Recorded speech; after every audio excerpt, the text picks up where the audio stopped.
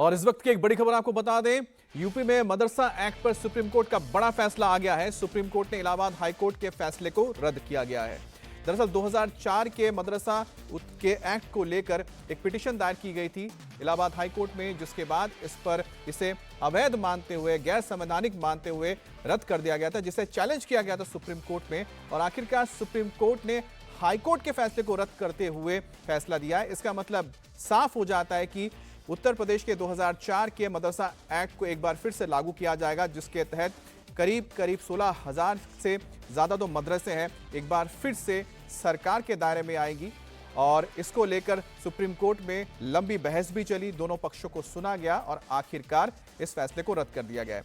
दरअसल जो पिटीशन दायर की गई थी हाई कोर्ट में, उसमें सवाल उठाया गया था कि देश में जब बात होती है धर्मनिरपेक्षता की, तो ऐसे में कैसे संविधान के तहत देश के अंदर किसी संस्थान को या मदरसों को इजाजत हो सकती है कि वो धर्म के बारे में प्रचार करें और साथ ही साथ धर्म को लेकर बच्चों को पढ़ाएं। तो इसी पर ही सवाल उठाए गए थे और इसी के मद्देनजर हमारे साथ अतुल भाटिया भी जुड़ गए हैं। अतुल, लंबी बहस चली लेकिन आखिरकार जीत हुई उन याचिकाकर्ताओं की जिन्होंने इलाहाबाद हाईकोर्ट के फैसले को चुनौती दी थी। कोर्ट के फैसले में और क्या बातें कही गई हैं और किन आधार पर हाईकोर्ट के फैसले को रद्द किया गया? देखिए अमित, अभी क्योंकि आज पूरा फैसला इसके ऊपर जो डीवाई चंद्रचूड़ है सीजीआई, उनकी अध्यक्षता में बेंच ने सुनाना था। फैसला आ चुका है।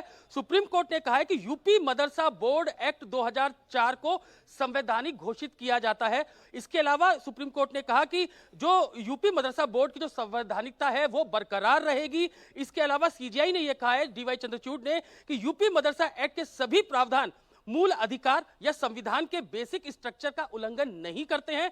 मदरसा बोर्ड पर दिए गए इलाहाबाद हाईकोर्ट के फैसले को सुप्रीम कोर्ट ने सिरे से खारिज कर दिया है। साथ ही सुप्रीम कोर्ट ने कहा है कि कुछ प्रावधानों को छोड़कर उत्तर प्रदेश मदरसा शिक्षा बोर्ड अधिनियम 2004 की संवैधानिक वैधता को बरकरार रखा गया है। तो जो इलाहाबाद हाईकोर्ट का फैसला था उसको पूरे तरीके से सुप्रीम कोर्ट ने पलट दिया है। अभी और भी अपडेट आया अमित, इसमें सीजीआई ने कहा है कि राज्य शिक्षा के मानकों को रेगुलेट कर सकता है। शिक्षा की गुणवत्ता से संबंधित नियम मदरसों के प्रशासन में हस्तक्षेप नहीं करते हैं।